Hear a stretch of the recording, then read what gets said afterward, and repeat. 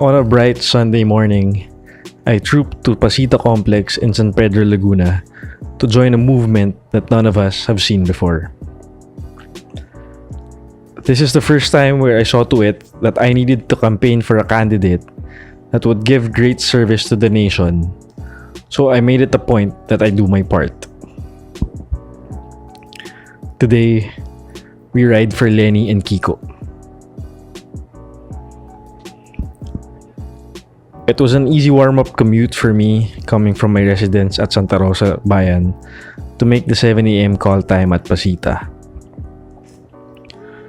Once I arrived, I was greeted by a platoon of bikers obviously dressed up in pink to try and influence all the people that would witness our advocacy for the coming months.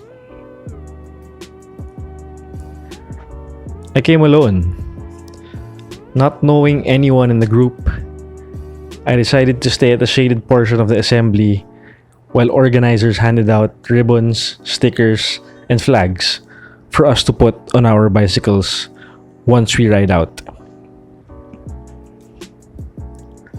The materials purely produced out of volunteers' pockets, all for the purpose to campaign for the woman who we truly believe in.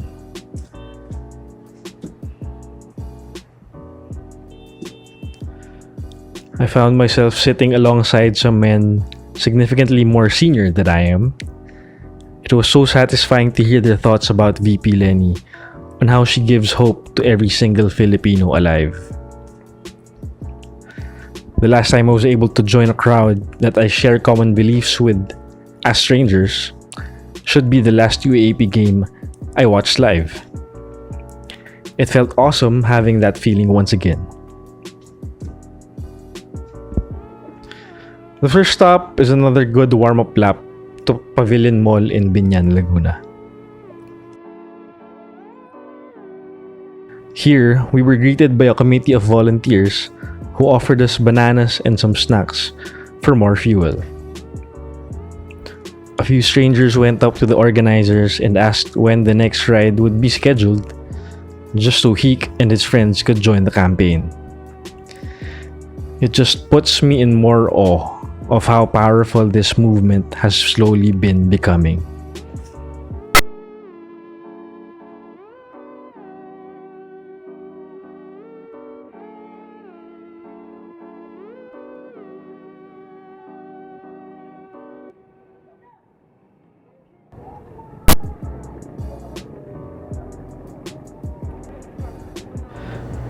After Pavilion, we then went on to Cabuyao town proper.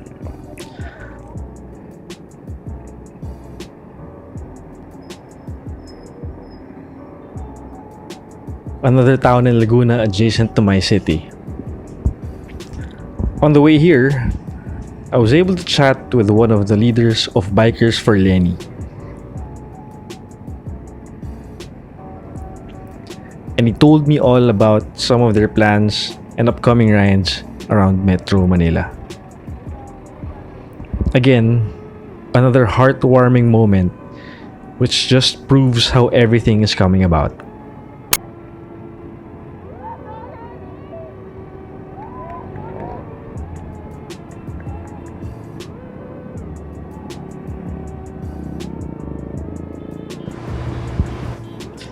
It's common knowledge that the competitor has its own advantages, especially with the masses.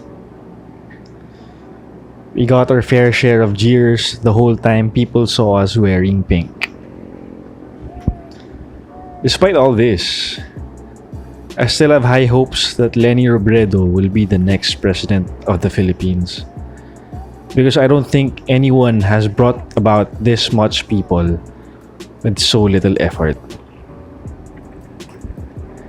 The doctors are giving free consults. The lawyers are offering free legal advice. These are just some of the few sacrifices that people have been doing early on, and they're doing it out of pure passion and malasakit. Some have even quit their jobs to focus on helping to rally VP Lenny's campaign full-time.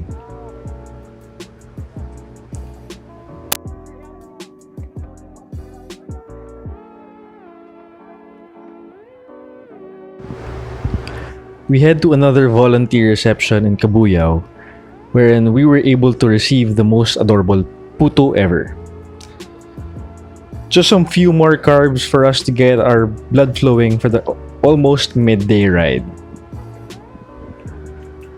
A group photo was taken and onwards we went to Calamba.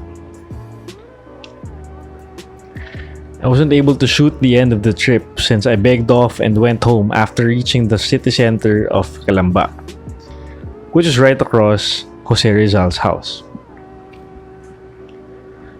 On my way back, releasing from the peloton, one KAKAMPINK rider on a motorcycle, who was one of our marshals during the ride, caught up to me and asked where I was headed, since he noticed that I was in pink and my bike had the ribbons and the flag.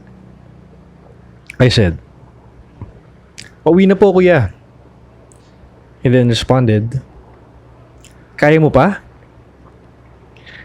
To think I was on my way back to Manila just like the other riders in the group. "Opo, taga dyan lang po sa Santa Rosa." To which she said, "Ah, malapit lang pala. Sige, dyan din muna ako sa pinsan ko sa may Pasita. Mag-iingat ka ha," he said with a smile.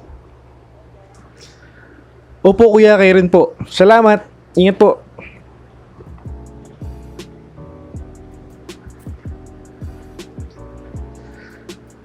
The Lenny magic is upon us and we are all open to whoever wants to be part of it. We may be different for now, but who knows? We could all be together, united in the end, by one stroke of luck. Now is not the time to alienate the opponent. Now is the time to welcome everybody with open arms, even if they thought otherwise. Now is the time to let Lenny lead. Mas radikal ang magmahal. Kaya't halina't mahalin natin ang mga Pilipino.